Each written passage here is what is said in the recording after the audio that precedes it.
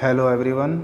आज हम आपके सामने reconstitution of A partnership firm, साझेदारी फर्म का पुनर्गठन, ये चैप्टर अकाउंट के अंदर लेके आए हैं, जिसके अंदर आपको बताया जाएगा कि रिकॉन्स्टिट्यूशन क्या है, फिर उसके किस कारण से ये होता है, पुनर्गठन कब होता है। मतलब तो आप लोगों को पता होना चाहिए, जब दो पार्टनरों के बीच में एग्रीमेंट होता है तब पार्टनरशिप फर्म वो मानी जाती है कि ये 100% कानूनन पार्टनरशिप हुई है स्टार्ट। तो उस एग्रीमेंट के बीच, जो भी पार्टनरों के बीच एग्रीमेंट हुआ, उस एग्रीमेंट में जो चेंज आ गया तो उस चेंज को हम बोलते हैं रिकॉन्स्टिट्यूशन, मीन्स साझेदारी फर्म का पुनर्गठन, मतलब पुनर्गठन। तो पुनर्गठन का मतलब आपको समझ आ गया होगा कि जो एग्रीमेंट हुआ है, जो आपस में पार्टनरों के बीच ठहराव हुआ है, उस एग्रीमेंट में, उस ठहराव में कुछ चेंज आ गया और उस चेंज आने को हम बोलते हैं रिकॉन्स्टिट्यूशन, मतलब कि पुनर्गठन।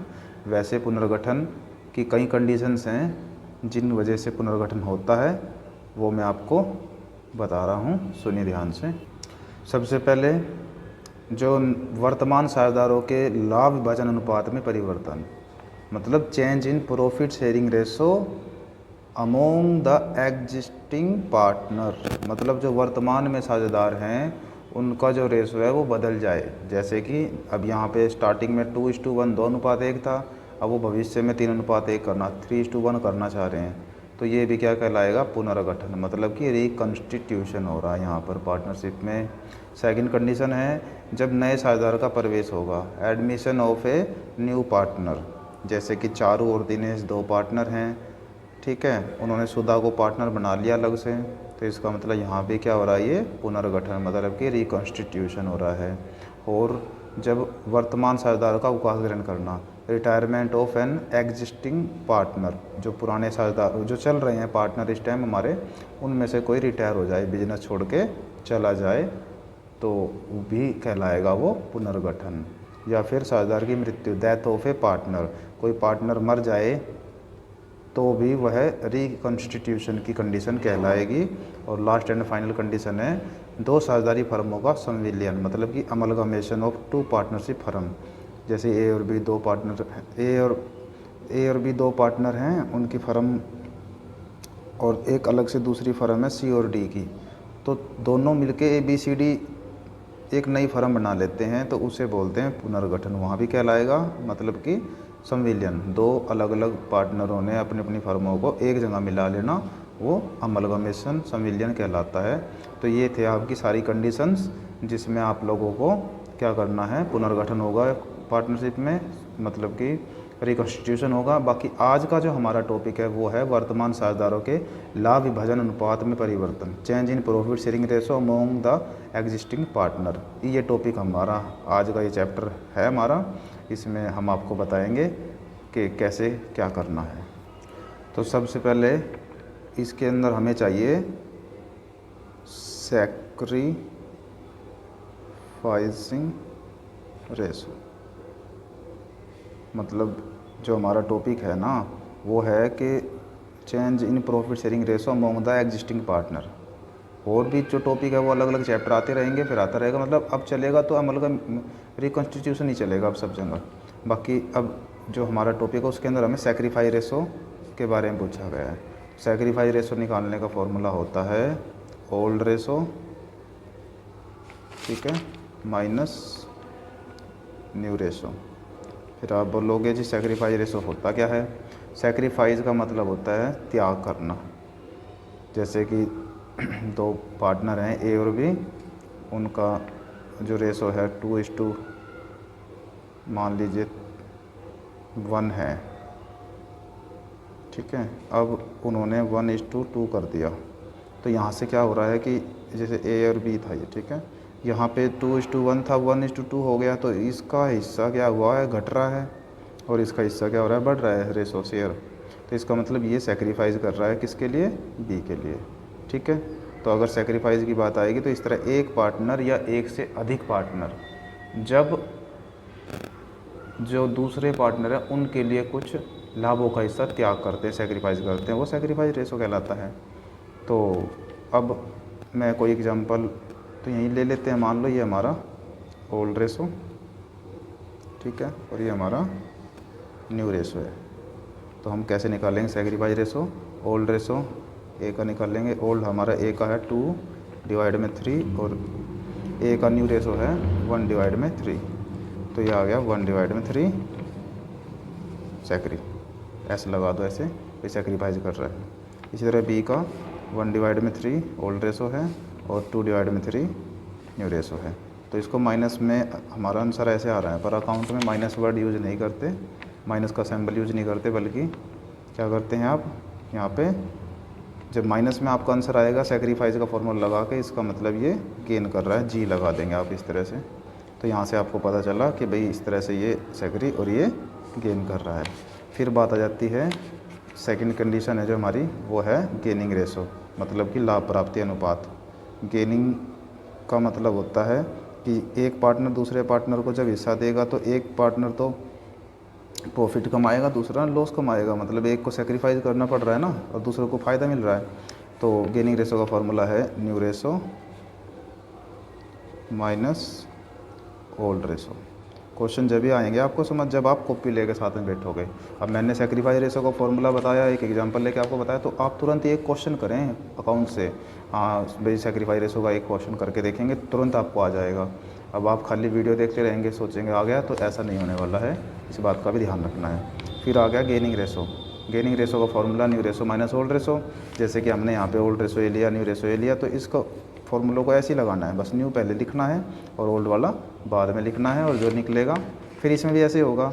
अगर माइनस में आंसर आ रहा है तो सैक्रिफाइस कहलाएगा और प्लस में आंसर आ रहा है तो गेन कहलाएगा। मतलब कहने का जो फॉर्मूला लगाएंगे अगर वह माइनस में आंसर आएगा जिस फॉर्मूले को आप लगा रहे हो उसके अंदर, तो वो उसका उल्टा कहलाएगा। जैसे गेनिंग का फॉर्मूला लगाया, माइनस में आंसर आया तो सैक्रिफाइस निकला आपका, इस बात का ध्यान रखेंगे। तो इस तरह से मैंने आपको ये दोनों बातें बता दी हैं, सैक्रिफाइस रेशो क्या है और गेनिंग रेशो क्या है। उससे अगला टॉपिक है गुडविल। गुडविल क्या है, अब मैं उसके बारे में आपको बता रहा हूँ, सुनिए ध्यान से। गुडविल क्या है आपको ही पता है। गुडविल क्या है भाई?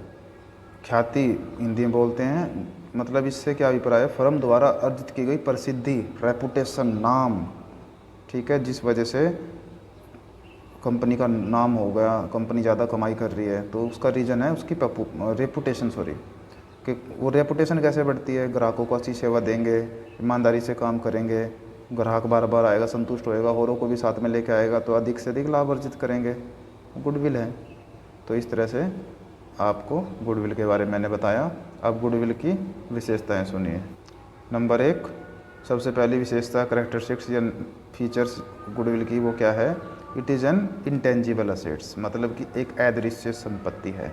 मतलब गुडविल एक ऐसी संपत्ति है जिसको देखा और छुआ नहीं जा सकता, सिर्फ महसूस किया जा सकता है, जैसे कि ट्रेडमार्क, कॉपीराइट, पेटेंट वगैरह वगैरह। उसके बाद यह है मूल्यवान संपत्ति है, मतलब इसका कोई स्पेशल मूल्य फिक्स आप बता नहीं सकते, इसका मूल्यवान जैसे कहते थे, इसका कोई मूल्य ही नहीं है। मतलब यह अधिक लाभार्जन में सहायक होती है। जितनी ज़्यादा अधिक गुडविल होगी किसी बिजनेस की, कंपनी की, उतना ही वो लाभ ज़्यादा अर्जित करने में हेल्प होगी। इसके मूल्य में निरंतर उतार चढ़ाव आते रहते हैं, तो इसका जो प्राइस है वो लगातार कम ज़्यादा होता रहता है। वो कस्टमर पे या हमारी सेवा पे डिपेंड करता है। अगर हमारी सेवा ईमानदारी में कमी आ गई है तो गुडविल भी ऑटोमेटिक कम हो जाएगी। फिर उसके बाद है जब ख्याति, मतलब गुडविल है का उसी समय सही मूल्य होता है जब उसको बेचा जाएगा। जैसे बिजनेस आपने कोई बेच रहे हो बिजनेस को, मान लो कोई चीज़ है 1 लाख की है, उसको 1,20,000 में बेचा गया, वो किस वजह से महंगी बिकी है? उसकी रेपुटेशन, उसकी नाम, उसकी गुडविल की वजह से वो ज़्यादा बिकी है, तब वहाँ से गुडविल का पता लगता है भाई कितने की है। उसके बाद ख्याति का सही से मूल्य ज्ञात करना कठिन है, कि भाई जो भी गुडविल है उसका एग्जैक्ट वैल्यू हम फाइंड बिल्कुल नहीं कर सकते, बता नहीं सकते 100% या 50,000 का या 10,000 की गुडविल है, नहीं, तो ये बिल्कुल गलत होगा, पता नहीं चलेगा हमें कितने की है गुडविल। तो इस तरह से गुडविल की विशेषताएं मैंने आपको बताई। उसके बाद है गुडविल को प्रभावित करने वाले घटक, मतलब कि factor affecting the value of goodwill, जो गुडविल की वैल्यू को इफेक्ट करेंगे, किस वजह से गुडविल बढ़ती है या घटती है, वो प्रभावित करने वाले घटक कौन से हैं? सबसे पहले व्यवसाय का सुविधाजनक स्थान, जो लोकेशन है बिजनेस की वो किस तरह की है। अगर वह सुविधाजनक होगी तो वहाँ अधिक गुडविल होगी और ग्राहकों को आने जाने में सुविधा रही। तो अगर ख़राब जगह है, लेट हो रहे हैं वहाँ पे, तो वो गुडविल उस हिसाब से वहाँ की क्या हो जाएगी? कम हो जाएगी। प्रबंध की कुशलता, एफिशिएंसी ऑफ मैनेजमेंट, जितनी बेस्ट परफेक्ट मतलब एक संचालन होगा, एक अनुभवी योग्य तथा दूरदर्शी प्रबंध हो के हाथों में होगा बिजनेस, तो वह लगातार उन्नति करेगा और बिजनेस की गुडविल हमेशा बढ़ेगी। व्यवसाय की अवधि, जो लॉन्गेविटी ऑफ द बिजनेस कि जो नया बिजनेस के मुकाबले पुराने बिजनेस की गुडविल हमेशा अधिक होती है, क्योंकि उस पुराने समय से चलता आ रहा है, उसके नाम रेपुटेशन ज़्यादा है, उसके साथ ग्राहक ज़्यादा मात्रा में जुड़े हुए हैं। वस्तु की प्रकृति, नेचर ऑफ गुड्स मतलब कि आपकी वस्तु किस प्रकार की है, वस्तु के ऊपर भी डिपेंड करता है कि उसकी गुडविल ज़्यादा रहेगी या कम रहेगी। जैसे कि एक जीवनयापन की नहीं है या फैशन की वस्तुएं हैं तो उनकी मांग स्थिर रहती है, लाभों में उतार चढ़ाव बना रहता है, ख्याति का मूल्य कम भी हो सकता है। और एक जो डेली की यूज की ज़रूरत की चीज़ें हैं उनकी मांग ज़्यादा रहती हैं। तो इस तरह से कुछ है, ध्यान रखना। उसके बाद है लाइसेंस का होना, मतलब कि पोसेशंस ऑफ लाइसेंस, मतलब अगर आपके पास लाइसेंस है तो रेपुटेशन अपने आप होएगी, कोई भी विश्वास करेगा आपके बिजनेस के ऊपर, भाई हाँ आप वैलिड हैं इस काम के प्रति, तो आपका सामान भी ज़्यादा बिकेगा, रेपुटेशन भी ज़्यादा होगी।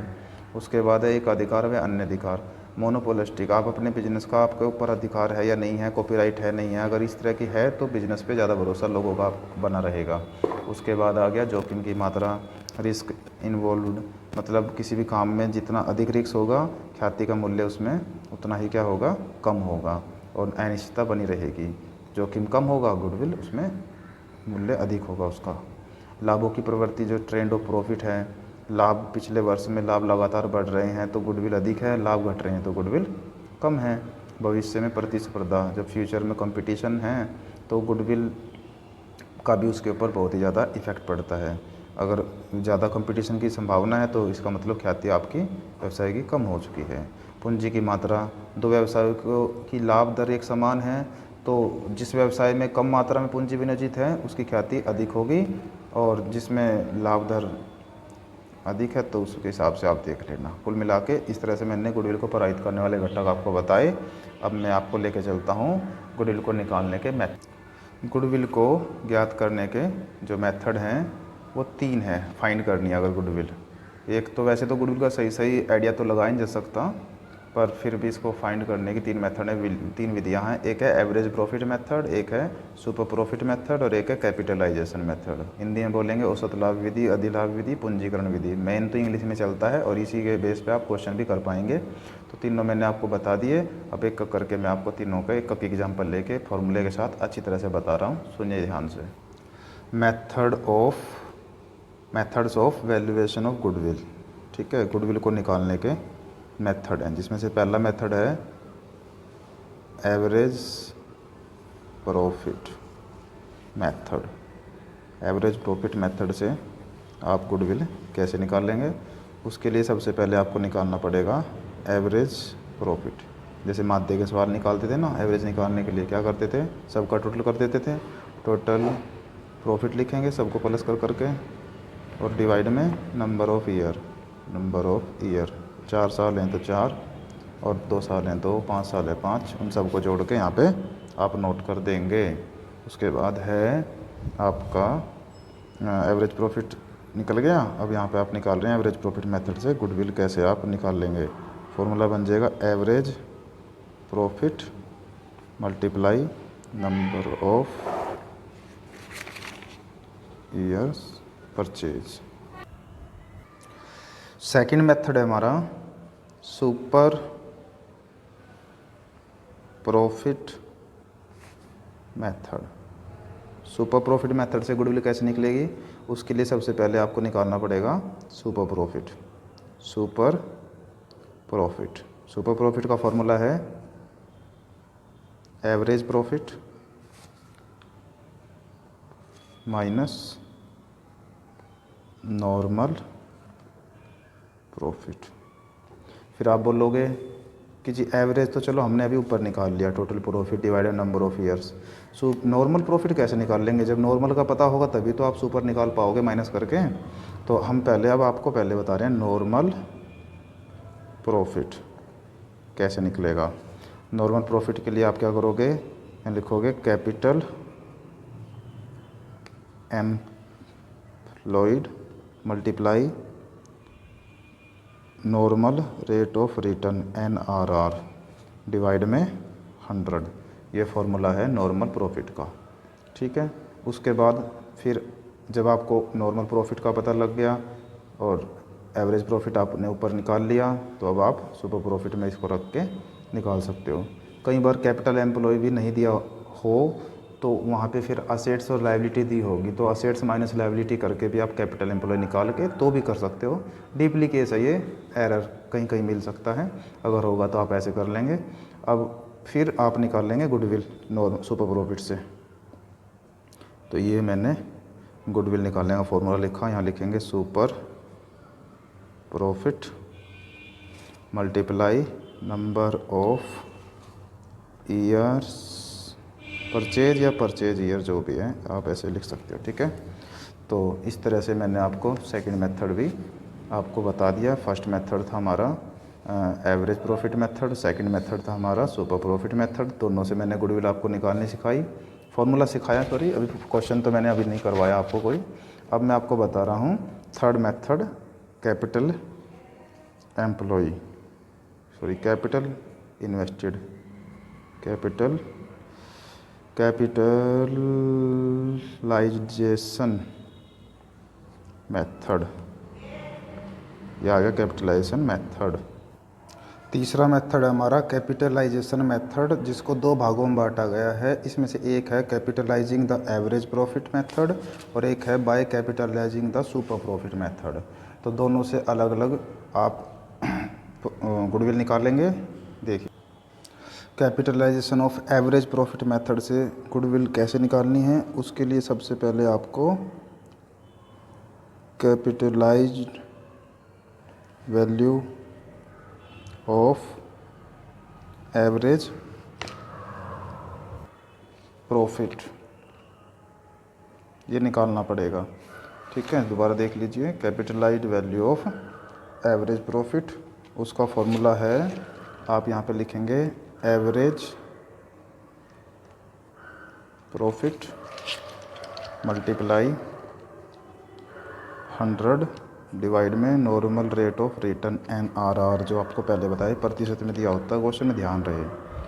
उसके बाद निकाल लेंगे आप कैपिटल इन्वेस्टेड या एम्प्लॉयड, फॉर्मूला है असेट्स माइनस लायबिलिटीज़। ठीक है, असेट्स माइनस लायबिलिटी करेंगे तो कैपिटल एम्प्लॉय आ जाएगा, और जो दोनों का डिफरेंस होगा, जो फर्स्ट मैंने यहाँ निकाला और सेकंड ये निकाला, इनका जो अंतर होगा वो निकल के आ जाएगा कैपिटलाइजेशन ऑफ एवरेज प्रॉफिट से गुडविल। तो लास्ट स्टेप रह गया हमारा गुडविल के इक्वल होगा capitalised value of average profit minus capital employed. तो इस तरह से आप कर सकते हो पहले मेथड से गुडविल फाइंड, कि भाई उसके लिए आपको दो चीज़ अलग अलग निकालनी होंगी। पहले capitalised value of average profit, ठीक है, उसके बाद कैपिटल एम्प्लॉय निकालना है असेट्स माइनस लायबिलिटी करके, फिर दोनों को माइनस कर देना है, तो गुडविल आपकी निकल जाएगी। अब आपका जो कैपिटलाइजेशन मेथड का सेकंड मेथड है by capitalising the super profit. तो सुपर प्रॉफिट मेथड यूज होएगा इसके अंदर। तो इसमें डायरेक्ट गुडविल ही निकालनी है आपको, अलग से कोई कैलकुलेशन आपको नहीं करनी। By capitalising the super profit, इस मेथड से गुडविल डायरेक्ट निकलेगी, अलग से कुछ नहीं कैलकुलेशन करना है। गुडविल इक्वल होगा सुपर प्रॉफिट मल्टीप्लाई 100 डिवाइड में NRR, दैट्स ऑल। इस तरह से आप गुडविल को फाइंड आउट कर पाएंगे। ज़्यादा मुश्किल नहीं है, बस थोड़ा सा ध्यान देने की आपको ज़रूरत है। एक एग्जांपल लेके मैं तीनों मेथडों को सॉल्व करके दिखा रहा हूँ, सुनिएगा ध्यान से। हमने ये 13 क्वेश्चन लिया है एक अकाउंट के अंदर से, जिसमें हमें ये पूछा गया है कि पार्टनरशिप फर्म है जिसके अंदर प्रॉफिट और लॉस जो भी है लास्ट 6 सालों का, पिछले 6 ईयर का दे रखा। फर्स्ट ईयर 20,000 का प्रॉफिट, सेकंड ईयर 60,000 का प्रॉफिट, थर्ड ईयर 10,000 का लॉस। तो ये ऐड नहीं होगा, लेस होगा, ध्यान रखना। चौथे साल में 60,000 का, पाँचवें में 50 और 60 में 72,000 रुपये। इस तरह से हमें प्रॉफिट ये लॉस हुए हैं 6 साल के अंदर। फिर कहता है एवरेज कैपिटल एम्प्लॉय 2 लाख रुपये, रेट ऑफ नॉर्मल प्रॉफिट 15% है। फाइंड हमें क्या क्या करना है, average profit method 4 year purchase लेके करना है, सुपर प्रॉफिट मेथड से करना है, कैपिटलाइजेशन मेथड सुपर वाला करना है। तो इस तरह से हमारे पास ये लगभग सारे फॉर्मूले इसमें कवर होने का चांस रहेगा। तो मैं करके दिखा रहा हूँ आपको ये क्वेश्चन। सबसे पहले हम निकालेंगे, अगर हम पहले पार्ट की बात करें तो हमें उसके लिए चाहिए एवरेज प्रॉफिट। तो हम यहाँ पे एवरेज प्रॉफिट राइट करेंगे। एवरेज प्रॉफिट का फॉर्मूला है टोटल प्रॉफिट। टोटल प्रॉफिट का मतलब है सारा प्रॉफिट हम आपस में यहाँ प्लस कर लेंगे, और कोई लॉस है तो उसको प्लस के बजाय माइनस का निशान ऐसे डालेंगे जैसे मैंने डाल दिया, ठीक है। और यहाँ पे प्लस 60,000 प्लस 50,000 प्लस 72,000, इस तरह से। और सब के डिवाइड में एवरेज निकाल लेना, नंबर ऑफ़ ईयर 6 आ जाएगा। तो सबको प्लस करो, 20, 80, 70, 130, 130, 180 और 100, 252, 2,52,000 बटे में 6 आ गया टोटल यहाँ पे। इसको कैंसिल कर दें आप, 6 चौक 24, 6 दूनी 12, 42,000 रुपये आपका ये आ गया एवरेज प्रॉफिट, ठीक है। अब आप निकाल लेंगे यहाँ से goodwill.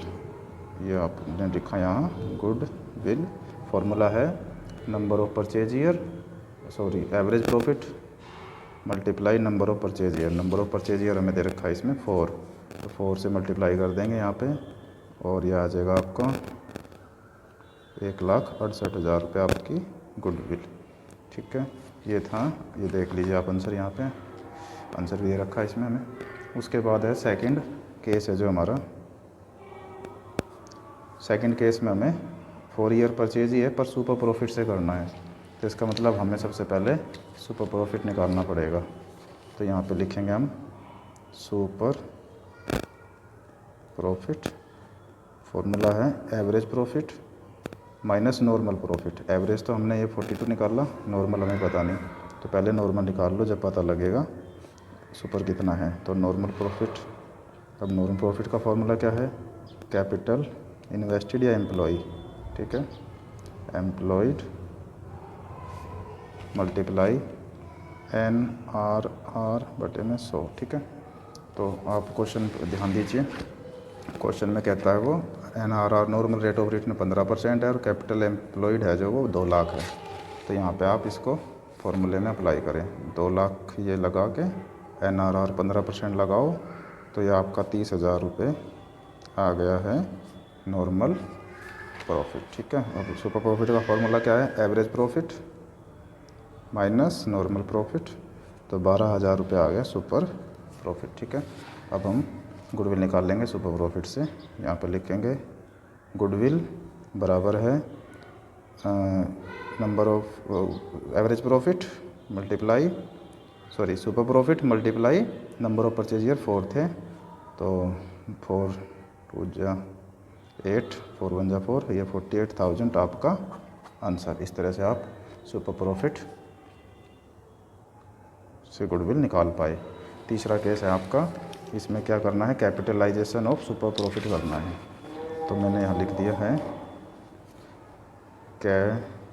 Capitalisation of super profit. तो सुपर प्रॉफिट से गुडविल निकालनी है, कैपिटलाइजेशन मेथड है। तो डायरेक्ट लिखेंगे यहाँ गुडविल के बराबर है, फॉर्मूला लिख देता हूँ मैं पहले, क्या था, सुपर प्रॉफिट मल्टीप्लाई 100 डिवाइड में NRR, ठीक है। तो सुपर प्रॉफिट हमने अभी भी निकाला है, 12,000 निकला था वहाँ ऊपर, तो ये 12,000 ही यहाँ रहेगा, और 100 NRR आपको क्वेश्चन में देख लो ये 15% दे रखा है, ठीक है। तो यहाँ पे 15% आप लगाएंगे और काट दो इसको, 15 120, और आ गया आपका 80,000। ठीक है, ये गुडविल आपके 80,000 चेक कर लीजिए, 80,048 आया। इस तरह से आपको ये क्वेश्चन करने थे। ये मेथड आपको मैंने समझाए और मिलते हैं अगली वीडियो में। तब तक के लिए आप इसकी तैयारी करें, अपने एग्जाम्पल ट्राई करें, क्वेश्चन को करके देखें। क्वेश्चन कोई नहीं निकलता तो उसको कमेंट में बताएं भाई ये प्रॉब्लम है, और वीडियो को शेयर करें, लाइक करें और सब्सक्राइब ज़रूर करें कि आने वाली जितनी वीडियो हैं आपको उसका पता लगता रहे, और अपने फ्रेंड्स को भी बताएं। Thank you.